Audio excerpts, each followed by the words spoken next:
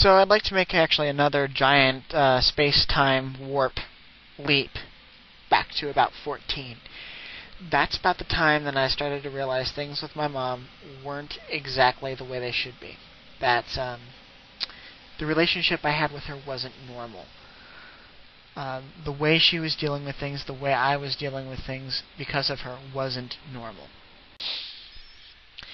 It first started with the house in Louisiana. When my mom moved from Mississippi to Louisiana, we built a new house. And granted, the house building company wasn't the most professional or the best people in the world, and I'm sure there was some wrong that they gave her. She absolutely flipped out over every little tiny detail that was incorrect or wrong, or I don't even know how to describe it because I wasn't really a part of it, but all I know is that she kept threatening them, and I know that there was a problem with the pool and the way it was built, and it seemed like she was fighting a war with everyone around her all the time. And then I started to recall other places when we moved to a new neighborhood that she would become friends with some neighbors and everything would seem great. It seemed like she'd finally be making friends with someone, and it wouldn't be maybe a couple of months or something until some little trivial event would happen and she'd never be friends with them anymore. It reminded me of friends that I had when I was little in our neighborhood that I couldn't be friends with because she wasn't friends with the parents because of some little tiny thing. And I'm like, that can't possibly be normal. But again, I didn't really know enough to diagnose or deal with what that was. Again, this happened with our neighbors in Louisiana. We became close friends with two of our neighbors, and they lasted surprisingly long. I'd say almost a year. And it wasn't long until we weren't friends with those people anymore.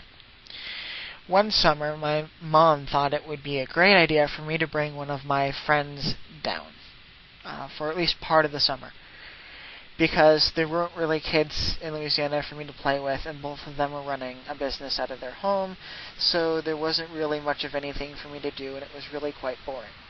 Frankly, I don't know how I made it through those summers. It was tough, but I did. So I took my best friend and had him come down for the last couple of weeks that I was down there. I thought it'd be great. I'd have a really good friend, someone to play with, someone to have a good time with. And my mom nearly destroyed that relationship with my friend. Things, they were so tense and so bad. I almost lost one of my best friends. Almost. I was very, very, very lucky that right before the end that we were able to not hate each other and that we are still good friends to this day. But because of her, I almost lost one of my best friends. And looking back on that, that should have been the big, road closed warning sign that would be the proverbial straw that broke the camel's back to get me to realize that this wasn't right. And I realized it wasn't right, but again, I didn't do anything about it because I still had to believe that things were better there than they were here. So, after that whole ordeal, things continued as usual. My mom continuing to instruct me on dealing with my father and dealing with these other issues in my life, but not really making any headway. By the age of 15 or 16, thereabouts, I had finally had enough of pretending to be this person that I wasn't. I'd been aware and conscious of it for probably about 4 years at that time.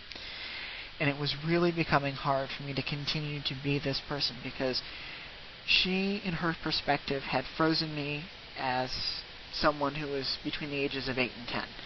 Maturity, in the levels of maturity, mental ability, emotional capacity, and any number of other things. Probably because it was where she stopped maturing.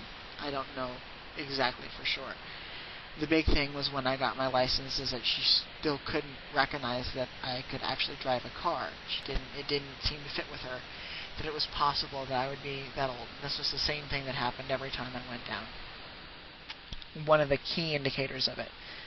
And the way she treated me and talked to me, she talked to me like I was a little child. I'm not a little child. I have formed accurate conjecture on things around me. I know and participate in the world that I live in and understand why and how things work. I'm no longer 8 years old. I'm no longer 10 years old. I'm 16 now.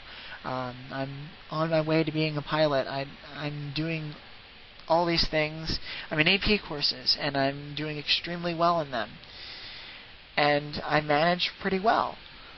I don't need to be treated that way. But she couldn't understand that. I still had to act the part for the most part. And if there was anything that hinted otherwise, there would be a rift or, kind of like an elephant in the room type situation.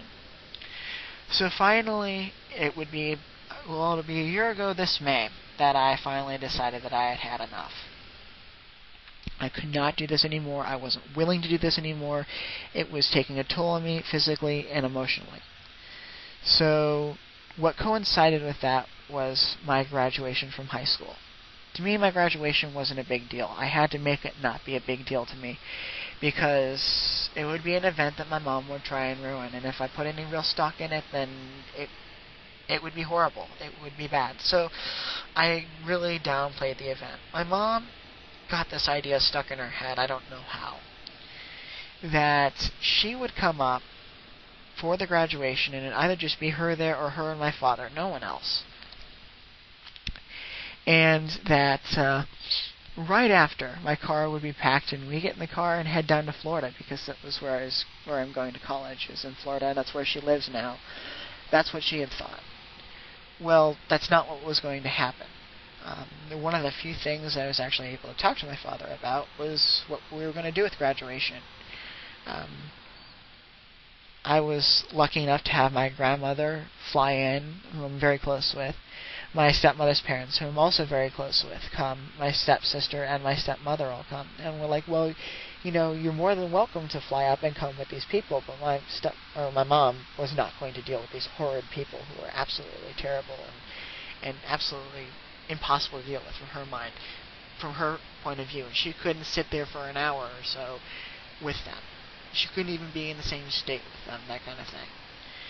And so she touts this off as another thing that my father has ruined, and how dare he take this away from her, blah, blah, blah, blah, blah, simply because we're the ones who live here, and we made the plans, and I made those plans as well.